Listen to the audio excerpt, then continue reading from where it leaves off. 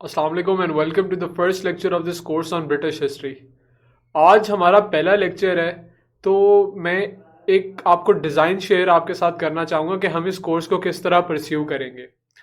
हम मेरी कोशिश ये होगी कि पास्ट पेपर, क्योंकि हमारी जो मेजर गाइड है वो पास्ट पेपर्स होते हैं सीएसएस के अंदर, तो पास्ट पेपर के अंदर जो क्वेश्चंस या फिर जिन डायमेंशंस या जिन डेप्थ में क्वेश्चंस आ चुके हैं, मैं आपको अगर एक टॉपिक पढ़ा रहा हूं तो मैं उन क्वेश्चंस को एक तरह से लाजमी एड्रेस करूं।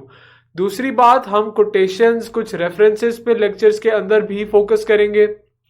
इसके अलावा हम हिस्ट्री को एक क्रोनोलॉजिकल ऑर्डर के अंदर पढ़ेंगे ताकि आप एक इवेंट का दूसरे इवेंट से लिंक एस्टैब्लिश कर सकें, और जब आपको अगर क्रिटिकली एनालाइज किसी भी इवेंट को करने के लिए कहा जाए तो आपके लिए वो चीज़ आसानी हो, क्योंकि वो तभी पॉसिबल है अगर आप लिंकेजेस इवेंट्स के दरमियान ड्रॉ कर सकते हैं कि नहीं। ब्रिटिश हिस्ट्री का कोर्स सीएसएस के अंदर शुरू होता है ग्लोरियस रेवोल्यूशन से।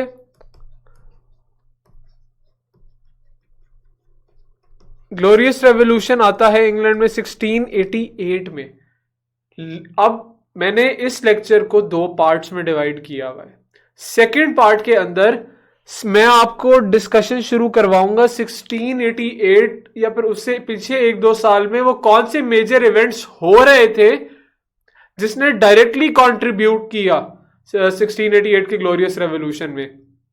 अलबत्ता इस लेक्चर का मकसद आपको सिर्फ एक बेस प्रोवाइड करना है और 17th सेंचुरी का एक तरह से आपको समझाना है कि कौन से मेजर सोर्सेज ऑफ कॉन्फ्लिक्ट या फिर फिशर्स इंग्लैंड में एग्जिस्ट करते थे, जिनके ऊपर ही जाके बाद में ग्लोरियस रेवोल्यूशन आके इंग्लैंड में आया। इसकी मिसाल बिल्कुल इसी तरह से है कि फ्रेंच रेवोल्यूशन 1789 में इंग्लैंड के फ्रांस के अंदर आता है, लेकिन अगर आप उसके कॉजेज ट्रेस करने जाएं तो वो आपको कम से कम 100 या 150 साल आपको पहले उसके कॉजेज एक तरह से अनफोल्ड होते हुए नजर आना शुरू हो जाते हैं। तो इस लेक्चर के अंदर हम पूरी सेंचुरी का एक तरह से जायजा लेंगे और देखेंगे वो कौन से मेजर डिस्प्यूट्स थे या फिर वो कौन से मेजर थीम्स थे जो 17th सेंचुरी इंग्लैंड के अंदर वकू पजीर थे। इसके बाद हम देखेंगे कि पार्लियामेंट और मोनार्की के दरमियान जो कॉन्फ्लिक्ट थे उनकी वजह क्या थी और पार्लियामेंट ने अल्टीमेटली अपनी सुप्रीमेसी असर्ट कैसे की। और लास्टली हम एक चीज देखेंगे कि what factors contributed to the outbreak of glorious revolution, लेकिन इसमें हम इमीडिएट कॉजेज नहीं देखेंगे, हम ओवर द सेंचुरी जो कॉजेज एक तरह से हमारे सामने या थीम्स हमारे सामने आते हैं उनका जायजा लेंगे।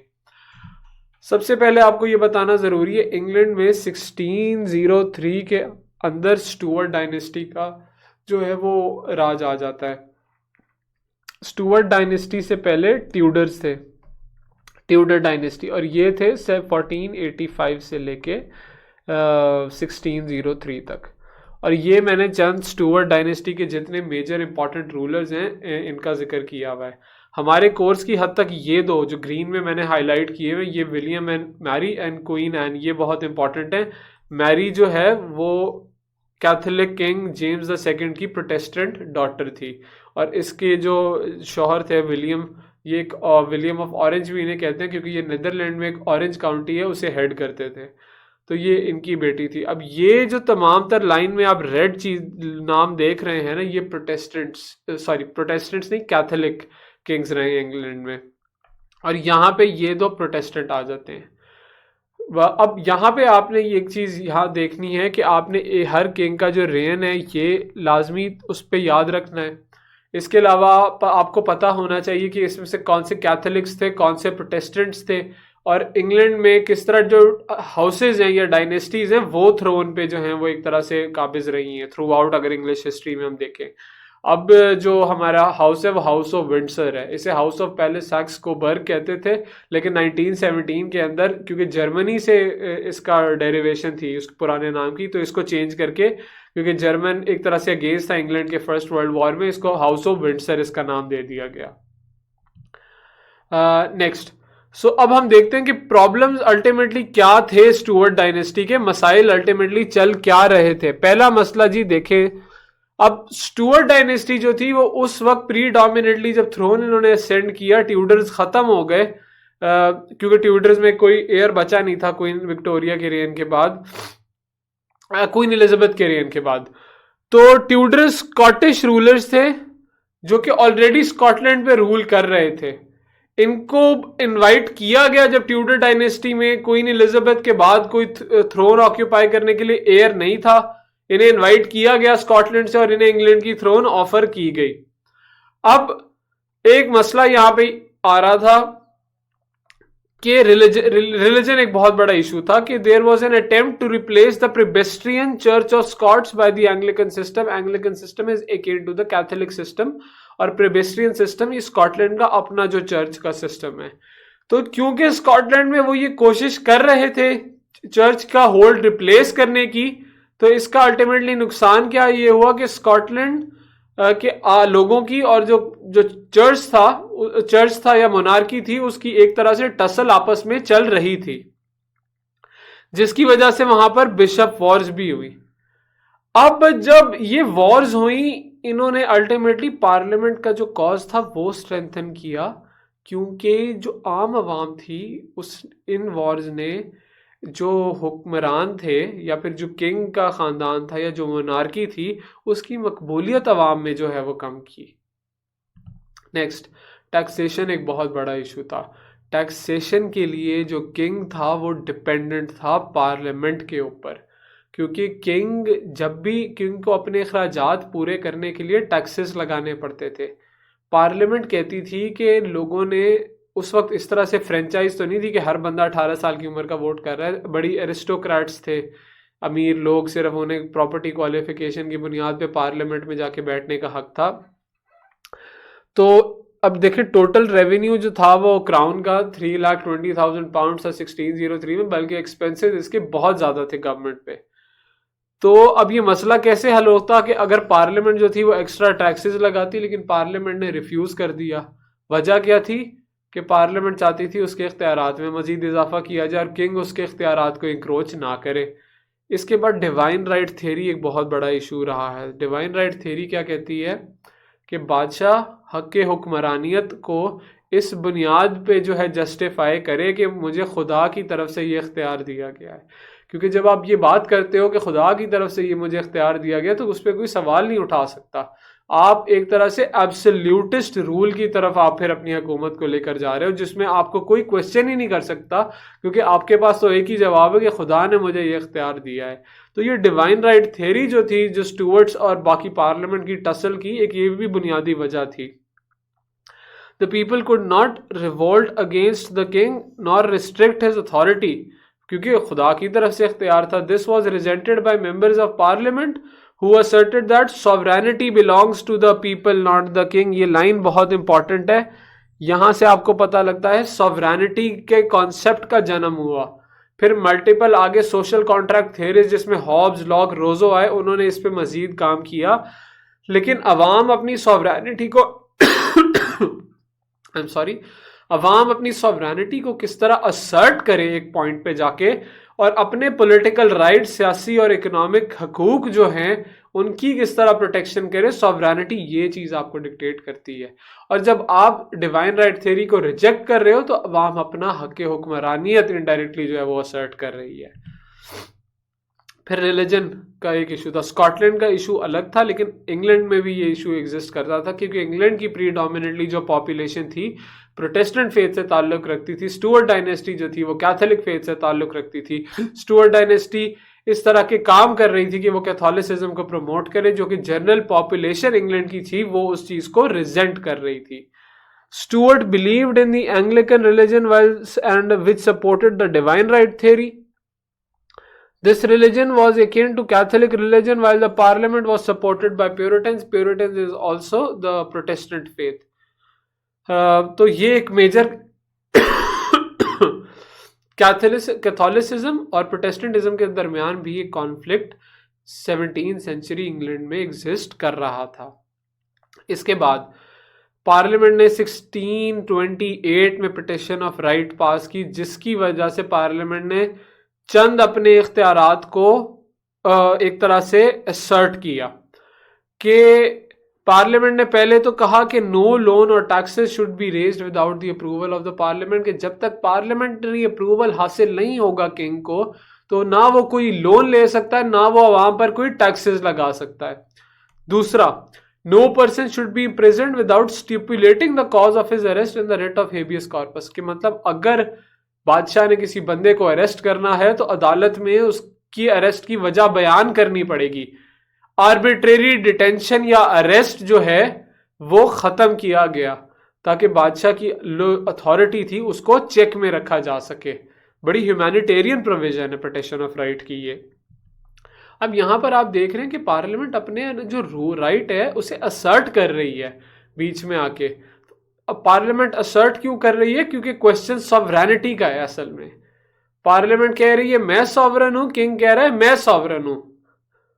अब 1641 में पार्लियामेंट ने एक टोनेज और पाउंडेज एक्ट पास किया जिसपे किंग पर कदगन लगा दी गई कि वो कोई भी कस्टम ड्यूटी लेवी नहीं कर सकता पार्लियामेंट की सैंक्शन के। कस्टम ड्यूटी जो कि फॉरेन इंपोर्टेड गुड्स होते हैं उन पर लगाई जाती है, as a form of tax ही है। फिर इसी तरह हम आगे चलते हैं तो 1641 से 49 तक हमें इंग्लैंड में सिविल वॉर नजर आती है पार्लियामेंट्री फोर्सेस और मोनार्की की फोर्सेस के दरमियान। और 1649 में जो एम्पेरर होता है स्टुअर्ट डायनेस्टी का, चार्ल्स द वन, इसको बिहेड कर दिया जाता है और पार्लियामेंट्री फोर्सेस जिन्हें ओलिवर क्रॉमवेल लीड कर रहा था वो उनकी फतह हो जाती है। 1649 से लेके 1660 तक इंग्लैंड में जो पीरियड है वो कॉमनवेल्थ गवर्नमेंट का होता है। यहाँ पे कोई मोनार्की इंग्लिश या ब्रिटिश हिस्ट्री में एग्जिस्ट नहीं करती इन 11 साल। लेकिन क्योंकि ये 11 साल भी बड़े अनस्टेबल रहते हैं इसलिए 1660 के अंदर चार्ल्स द सेकंड को दोबारा कॉल कर लिया जाता है और उसको जो है वो किंगशिप एक तरह से ऑफर कर दी जाती है। अब सिविल वॉर की वजह क्या थी? Despotic rule of the king. दूसरी वजह आर्बिट्रेरी मेथड्स। हमने देखा है कि किस तरह किंग पैसे कलेक्ट करने के लिए आर्बिट्रेरी ऑर्डर्स पास कर रहा था। Religious policy.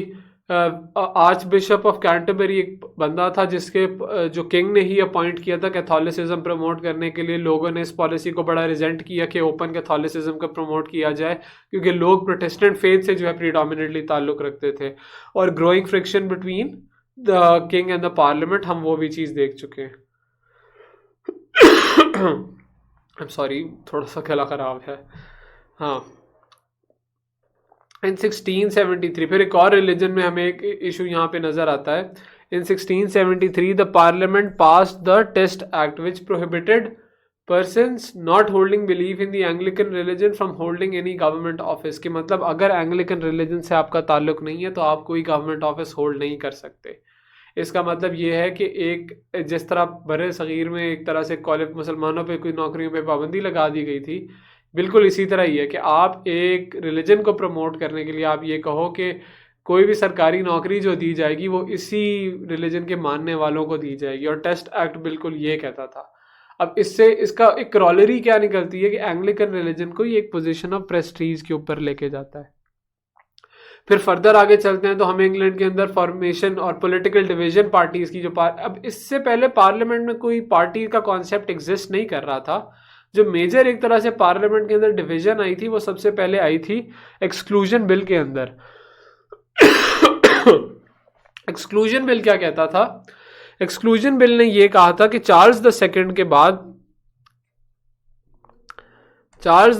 के बाद जो थ्रोन जेम्स द सेकंड जो उसका भाई है उसको पास नहीं करना चाहिए, जो एक्सक्लूड कर देना चाहिए इसको, थ्रोन इसको पास नहीं करना चाहिए। इस पर पार्लियामेंट में डिवीजन हुई। विग पार्टी ने एक्सक्लूजन बिल को सपोर्ट किया जबकि टोरी पार्टी जो कि ने एक्सक्लूजन बिल को रिजेक्ट किया। उन्होंने कहा था कि नहीं उसको पास करना, अल्टीमेटली पास हो भी गया था। लेकिन ये इन दो बुनियादों पे जो डिवीजन पहली दफा पार्लियामेंट में एग्जिस्ट हुई और इन दोनों फैक्शंस को नाम दिया गया विग और टोरीज का। Tory members supported the James the second accession while Whig members opposed it. उन्होंने इस चीज को अपोज किया।